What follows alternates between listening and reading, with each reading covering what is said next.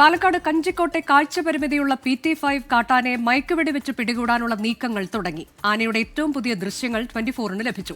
കാട്ടിനുള്ളിൽ വനപാലക സംഘം ആനയെ ലൊക്കേറ്റ് ചെയ്തിട്ടുണ്ട്. ശ്രീജിത്ത് ശ്രീകുമാരൻ വിവരങ്ങളുമായി. ശ്രീജിത്ത്, ഡോക്ടർമാരുടെ ഒരു സംഘം അങ്ങോട്ടേക്ക് എത്തിയിട്ടുണ്ട് എന്ന് മനസ്സിലാക്കുന്നു. മയക്കുവെടി വെച്ച് കാട്ടിനുള്ളിൽ തന്നെ ചികിത്സ നൽകാനുള്ള നീക്കമാണ്. എങ്ങനെയാണ് ആ ദൗത്യം പുരോഗമിക്കുന്നത്? തീർച്ചയായും അനുജ, വിക്രമനും ഭരതനും രണ്ട് കുങ്കിയാനകളെ നേരത്തെ തന്നെ, അതായത് 2 ദിവസങ്ങൾക്ക് മുൻപ് തന്നെ മലമ്പുഴ മേഖലയിൽ എത്തിച്ചിരുന്നു. ആ ഫോറസ്റ്റ് സ്റ്റേഷൻ പരിസരത്തായിരുന്നു ഈ കുങ്കിയാനകൾ ഉണ്ടായിരുന്നത്. എന്തായാലും ഈ കുങ്കിയാനകളെ മാത്രം വെച്ചുകൊണ്ടൊരു ദൗത്യം നടത്തുക എന്നത് ശ്രമകരമായ ദൗത്യം തന്നെയാണ്. കാരണം ഈ PT5 തീർച്ചയായും രണ്ട് കണ്ണിനും കാഴ്ചാ പരിമിതിയുണ്ട്. ഏത് ഭാഗത്തു കൂടെയാണ് അത് ഓടുക എന്നതിനെക്കുറിച്ച് ഒരു വ്യക്തത ഇതുവരെ വന്നിട്ടില്ല. എന്തായാലും നല്ല ആരോഗ്യമുള്ള കാട്ടാനയാണ്. കണ്ണിന് മാത്രമാണ് കുഴപ്പമെന്ന ഒരു പ്രാഥമിക നിഗമനമാണ് വനവകുപ്പ് സംഘത്തിനുള്ളത്. എന്തായാലും ഏറ്റവും പുതിയ ദൃശ്യങ്ങൾ, ആനയുടെ ഇന്നത്തെ ഏറ്റവും പുതിയ ദൃശ്യങ്ങളാണ് നമ്മുടെ ക്യാമറമാൻ രാജീവ് സുദേവ് പ്രേക്ഷകർക്ക് മുൻപിലേക്ക് പകർത്തി കാണിക്കുന്നത്. എന്തായാലും ഈ കാട്ടാനയെ അല്പസമയം മുൻപാണ് വനപാലക സംഘത്തിന് ലൊക്കേറ്റ് ചെയ്യാൻ കഴിഞ്ഞത്. അതിനെ ഒരു മേഖലയിൽ ലൊക്കേറ്റ് ചെയ്ത് ഇനി മയക്കുവെടി വെക്കാനുള്ള ഒരു പരിസരത്തേക്ക് മാറ്റുക എന്ന ദൗത്യമാണ് ഇപ്പോൾ വനപാലക സംഘം ചെയ്യുന്നത്. ഡോക്ടർ അരുൺ സക്കറിയുടെ നേതൃത്വത്തിലുള്ള സംഘം മറ്റൊരു മേഖലയിൽ ഇപ്പോൾ തുടരുന്നുണ്ട്. അതായത് കിലോമീറ്ററുകൾക്ക് അപ്പുറത്താണ് അരുൺ സക്കറിയുടെ നേതൃത്വത്തിലുള്ള സംഘം ഉള്ളത്.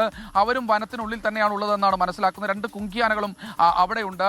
എന്തായാലും ഒരു വിശാലമായ പ്രദേശം, ഉൾക്കാടിനകത്ത് വെച്ച് തന്നെ ഒരു വിശാലമായ പ്രദേശത്ത് വെച്ച് ഷൂട്ട് ചെയ്യാനുള്ളൊരു തീരുമാനമാണ് ഇപ്പോൾ എടുത്തിരിക്കുന്നത്. എന്തായാലും കാട്ടാന ഇപ്പോഴും അവിടെ തുടരുന്നുണ്ട്. അത് ഭക്ഷണം എടുക്കുന്നുണ്ട്, തീറ്റ എടുക്കുന്നുണ്ട്. അത്തരത്തിലുള്ള കുഴപ്പമൊന്നും ഈ കാട്ടാനയ്ക്ക് നിലവിലില്ല. എന്തായാലും ഇപ്പോൾ അല്പസമയം മുൻപ് പതിഞ്ഞ ദൃശ്യങ്ങളാണ്. ആനയുടെ പുറകെ തന്നെ വനപാലക സംഘമുണ്ട്. ഇന്ന് തന്നെ, അതായത് മയക്കുവെടി വെച്ച് കഴിഞ്ഞാൽ ഉടൻ തന്നെ ചികിത്സ നൽകുക, മണിക്കൂറുകൾ മാത്രമേ അത് മയങ്ങി കിടക്കുകയുള്ളൂ എന്ന് ഡോക്ടർമാർക്ക് അറിയാം. ഉടൻ തന്നെ ചികിത്സ നൽകുക, എന്താണ് കണ്ണിന് കുഴപ്പം എന്നതിനെക്കുറിച്ച് ഒരു പരിശോധന നടത്തും. അതിനുശേഷം അവിടെ വെച്ച് കാട്ടിനുള്ളിൽ വെച്ച് തന്നെ ചികിത്സ നൽകുക.